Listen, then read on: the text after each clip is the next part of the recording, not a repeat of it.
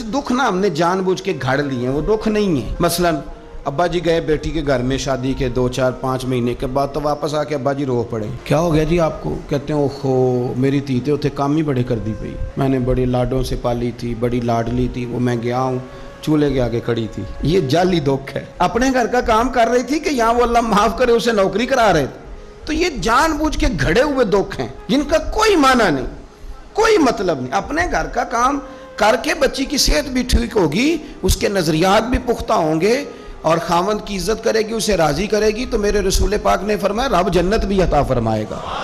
लेकिन ये दुख है जनाब, हो मैं गया गर्मी बड़ी सख्त थी, ये दुख है कोई कि मेरी बेटी रोटियां पकाती है जी, शुक्र कर पकाती है, अल्लाह का एहसान समझ। ये तो दौर है वसवसों का। मैं तो कहता हूँ इसमें जो बंदा ज्यादा मसरूफ है ना, इसको रोटी खाने का टाइम भी मुश्किल से मिलता है, वो भला आदमी है। थक के सोए, ये टेंशनों में ना पड़े, चुगलियों में ना पड़े, गीबत में ना पड़े, गिले ना करे, बुरी सोच ना इसे आए, अल्लाह का शुक्र अदा कर। आजकल तो मैं देखता हूँ सारे बेचारे नौजवान लड़के, उन्होंने जुमे वाले दिन हैंगर लटकाए होते हैं, पीछे सारे कपड़े धोबी से इस्त्री करा के ला रहे होते, पता नहीं कहाँ काम काज होते हैं, हमें नहीं समझ आती। सब ने साइकिल पे रोटियां लटकाई होती हैं, खाना पक गया रोटियां ले आओ, कौन से काम की बात। फिर भी अब्बा जी रो रहे हैं आके। और ये बच्चियों की ट्रेनिंग करें, आप यकीन करें ये मुफ्त के रट्टे हैं, झगड़े। सुनो मेरे रसूल पाक ने क्या फरमाया। किसी ने पूछा हुजूर बेहतरीन मुसलमान कौन है? तो नबी पाक ने फरमाया जो सलाम लेने में पहल करे और रोटी ज्यादा खिलाए।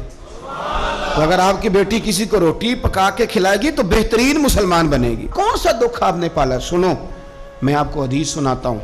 मेरे नबी करीम अलैहिस्सलाम हजरत उस्मान गनी के घर तशरीफ ले गए। जनाब उस्मान गनी के हुजूर अचानक घर पहुंचे।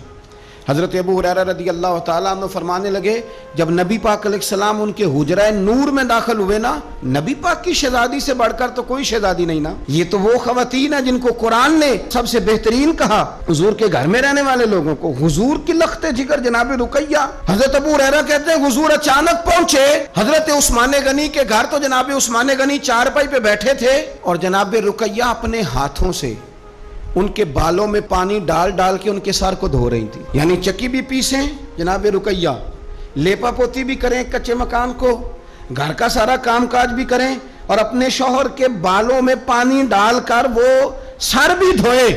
हुजूर पहुंच गए, जनाब उस्मान गनी की नजर पड़ी तो झिझक महसूस की। हजरत रुकैया रदी अल्लाह तआला अन्हा भी जरा ठहर गई। देखो मेरे नबी पाक की तरबियत का अंदाज। रसूल करीम ने क्या फरमाया? नबी करीम फरमाने लगे रुकैया अपने शौहर की ज्यादा खिदमत किया कर, रुकैया अपने खामद की ज्यादा खिदमत कर। फरमाया मेरे सारे सहाबा शान वाले हैं, लेकिन जिसने मेरे अखलाक को सबसे ज्यादा देखना हो वो मेरे उस्मान गनी को देखे। ये अखलाक में मुझसे ज्यादा मुशाबत रखता है, बेटी ज्यादा ज्यादा खिदमत किया कर अपने शौहर की ज्यादा। ये हुजूर ने तरबियत दी, ये नबी पाक अलैहिस्सलाम ने हमें बतलाया कि इस तरह तुम्हारे घर बनेंगे, इस तरह दुख दूर होंगे।